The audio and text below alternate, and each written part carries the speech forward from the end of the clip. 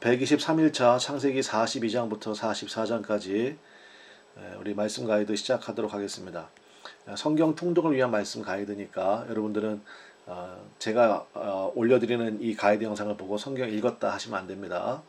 이건 참조사항이고 여러분들이 직접 말씀을 읽으시고 그리고 더 깊은 묵상과 또 기도의 자리로 나아가셔야 됩니다. 자, 1절과 2절 말씀 보겠습니다. 그때 야곱이 애굽에 곡식이 있음을 보고 아들들에게 이르되 너희는 어찌하여 서로 바라보고만 있느냐. 야곱이 또 이르되 내가 들은즉 저 애굽에 곡식이 있다 하니 너희는 그리로 가서 거기서 우리를 위하여 사오라. 그러면 우리가 살고 죽지 아니하리라 하매. 심각한 기근이었습니다. 여기 보니까 진짜 살고 죽지 아니하리라 이런 고백이 있잖아요. 근데 쭉 읽어보면 알겠지만 야곱에게 돈은 좀 많이 있었던 것 같아요. 돈이 있어봤자 뭐 살 양식이 있어야죠. 그러니까 양식이 다 떨어졌으니까 돈이 소용이 없는 거 아닙니까? 그러니까 이런 어려움을 당했습니다. 근데 이제 우리는 알고 있습니다. 이 기근을 통해서 결국은 만남과 화해가 이루어지죠. 그리고 또 다른 번성이 시작되거든요. 그러니까 이처럼 고난이 하나님의 특별한 장치로 이렇게 사용되기도 합니다. 그러므로 우리가 하나님을 믿고 따르는 백성으로서 두 가지를 오늘 42장 말씀을 통해서 기억하셨으면 좋겠습니다. 그러니까 기근, 그러니까 굉장한 어려움이잖아요. 그러니까 기근 가운데서도 서로 불평하지 말아야 됩니다. 두 번째로는 차근히 인도하심을 따라가야 됩니다. 보면 살 길이 보이거든요. 그러면 그 인도하심을 따라서 하나님의 법에 위배되면 안 되고요. 편법 안 되고요. 하나님의 인도하심을 따라서 살아갈 길을 찾아가면 됩니다. 차근차근히. 그러면 거기에 하나님의 완전 역전시키는 은혜가 있다라는 것입니다. 6절로 들어가 보겠습니다. 6절에 가면 때 요셉이 나라의 총리로서 그 땅 모든 백성에게 곡식을 팔더니 요셉의 형들이 와서 그 앞에서 땅에 엎드려 절하매. 요셉이 무슨 생각이 들었을까요? 대략 20년에서 23년 만에 재회하는 셈이거든요. 그러니까 요셉의 꿈이 성취가 되고 있는 부분이죠. 이와 같이 하나님의 언약의 말씀으로 인생이 세워지고 또 정리되는 것입니다. 여러분, 두 개의 측량자로서는요, 뒤죽박죽 인생이 될 수 없죠. 하나님의 말씀도 또 세상의 원리도 두 가지 가지고서 인생을 세워나갈 수는 없는 거 아닙니까? 건물을 지을 때는 정확한 하나의 자가 필요하잖아요. 성도에게는 뭐 두말할 필요 없죠. 오직 하나님의 말씀만을 기준으로 삼아야 됩니다. 우리가 이 성경을 얘기할 때 정경이라고 얘기하는데 그 정경이라는 말이 캐논이에요. 캐논이란 말이 그 자라는 뜻이 있습니다. 측량하는 도구인 자. 그래서 하나님의 말씀만이 나의 인생의 기준, 캐논으로 삼고 나갈 때 하나님의 언약 가운데서 반드시 하나님의 때에 성취된다는 것입니다.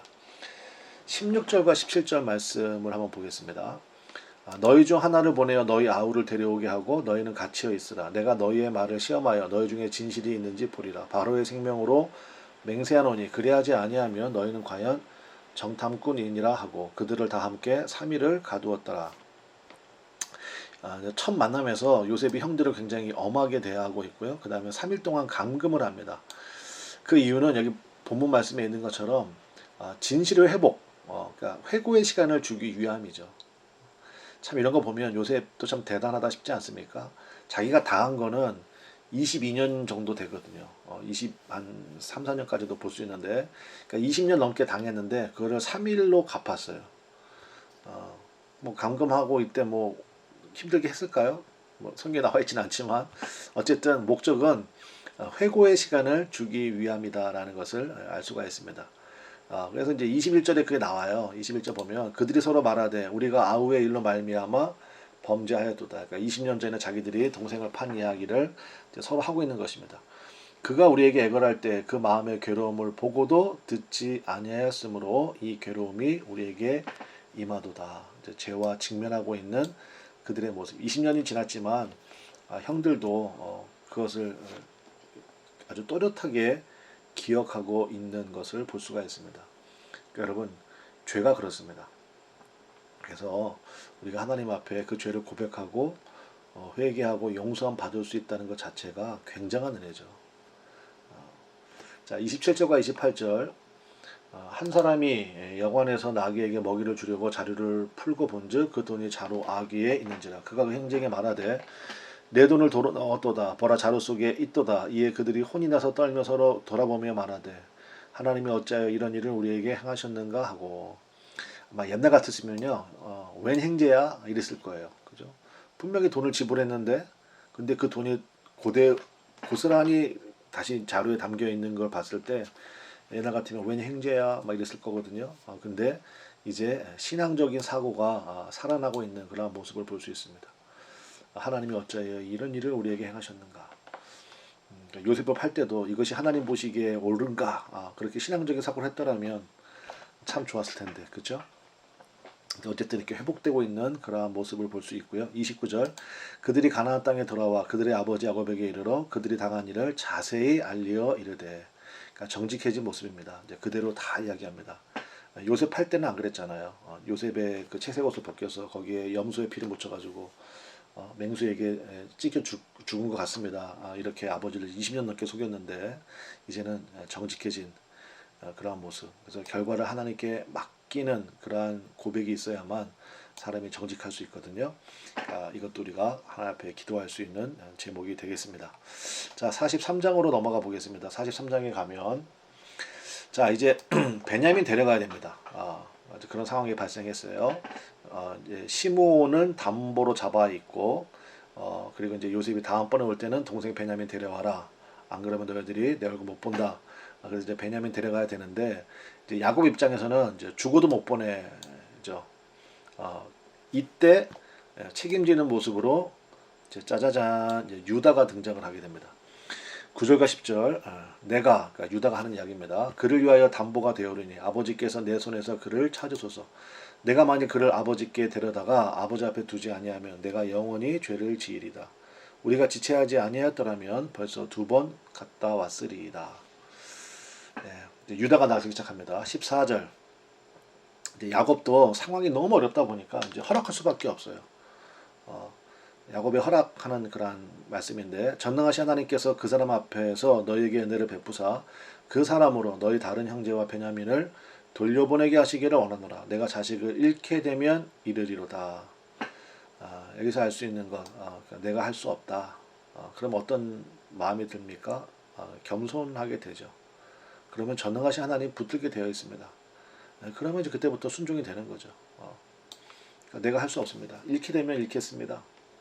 망하게 되면 망하겠습니다. 그럼 하나님 앞에 엎드리게 되거든요. 그럼 그때부터 이제 순종이 되는데 반대로 내가 할 수 있다 그러면 교만하게 되고요. 근데 이게 될 리가 있나요? 안 되죠. 그러니까 이제 나중에 원망과 책임 전가 여기서 조금 더 심해지면요, 이제 하나님 떠나는 겁니다. 이제 우상 숭배로 확 빠져버리는 거죠. 그래서 우리가 하나님 앞에 그러니까 은혜는 겸손한 자에게 임하거든요. 그러니까 낮은 자에게 강물 생각하시면 됩니다. 왜 모든 물들이 바다로 모입니까? 가장 낮은 곳이기 때문에. 그러니까 우리도 마찬가지입니다. 하나님의 은혜를 사모하는 분들이요 겸비함으로 주 앞에 엎드리시기를 바랍니다. 그거 외에는 길이 없고 방법이 없습니다. 자, 33절 그들이 요셉 앞에 앉되 그들의 나이에 따라 앉히게 되니 그들이 서로 이상히 여겼더라. 그러니까 이제 원문의 의미를 보면요, 이제 놀랐다라는 뜻도 되지만 공교롭다. 그러니까 공교라는 말이 이제 이게 장인의 솜씨 이런 뜻이 있잖아요. 그러니까 공교롭다라는 것은 우연이라는 뜻이 아니에요. 그러니까 하나님의 역사가 있다라는 거죠. 그러니까 어떻게 우리 나이 순서대로 이렇게 11명이 앉을 수 있도록 자리를 배치를 했지? 이상히 여겼더라? 공교롭다? 아니죠. 하나님의 역사가 있구나. 눈치챘으면 좋았을 텐데 이때 뭐 이 사람들은 아직까지 상상도 못하고 있죠. 저 사람이 우리가 20년 전에 팔아버린 요셉일 줄은. 34절 요셉이 자기 음식을 그들에게 주되 베냐민에게는 다른 사람보다 5배나 주매 그들이 마시며 요셉과 함께 즐거워하였더라. 막내에게 5배 주었는데요. 옛날 같으면 뭐 시기하고 질투하고 난리가 났을 텐데 이제 그런 모습이 전혀 없습니다. 함께 즐거워하는 그 하나됨을 요셉이 확인한 거죠. 자, 전지적 작가 시점이라고 여러분 아시나요? 그러니까 우리는 다 내용을 알고 있잖아요. 이 결말도 알고 있고. 그러면 그 전지적 작가 시점에서 보면요, 이제 어려움 당하고 있습니다. 그렇죠? 이 등장인물들이 기근, 그 다음에 오해, 또 당황스러움 이런 여러 가지 아주 힘든 일들을 당하고 있고, 그다음에 뭔가 일이 잘못되어 가고 있는 것처럼 보이지만 실상은 뭐예요? 잘 되고 있는 중이죠. 그러니까 이 시점을 나의 삶에도 적용하고 묵상할 필요가 있습니다. 그러니까 전지적 작가 시점이 뭐예요? 하나님의 관점에서 바라보는 거죠. 하나님은 우리의 머리카락 개수까지도 알고 계시잖아요. 그러면 그 믿음을 가지고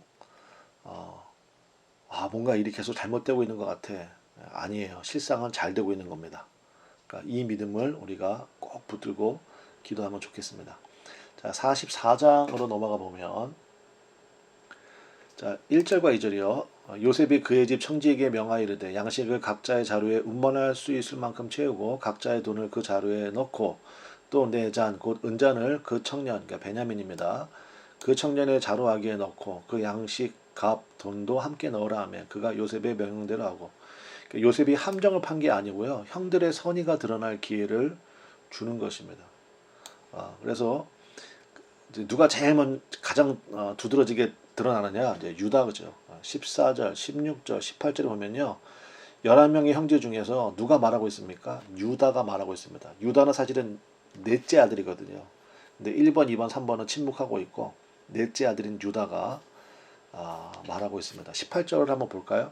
유다가 그에게 가까이 가서 이르되, 이제 다 붙잡혀 온 거예요. 어떻게 너희들이 이럴 수가 있느냐? 왜 내 은잔을 훔쳐갔느냐?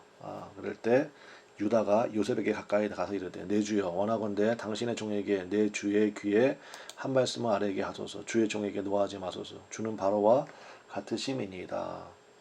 그리고 나서 33절 이제 주의 종으로 그 아이를 대신하여 머물러 있어 내 주의 종이 되게 하시고 그 아이는 그의 형제들과 함께 올려 보내소서. 이것이 유다의 영적 장자의 명분을 드러내는 것입니다. 여기 대신하여라는 말이 굉장히 중요합니다. 그러니까 대속의 자리로 나아가는 유다의 모습이죠.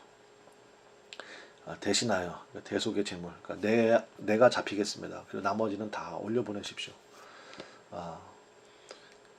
하나님의 보좌에서 예수님이 이 일을 하신 것이죠. 그래서 예수님이 유다의 자손, 유다 지파. 자, 이제 여러분들이 이제 말씀 42장부터 44장까지 이제 묵상하시고 뭐 여러 가지 말씀 드렸습니다. 여러분 마음에 와닿는 성령의 인도를 따라서 붙들고 기도하는, 그래서 어려움 가운데서 주의 섭리를 바라볼 수 있는 믿음으로 끝까지 달려가는 그런 은혜가 있으시기를 바랍니다. 감사합니다.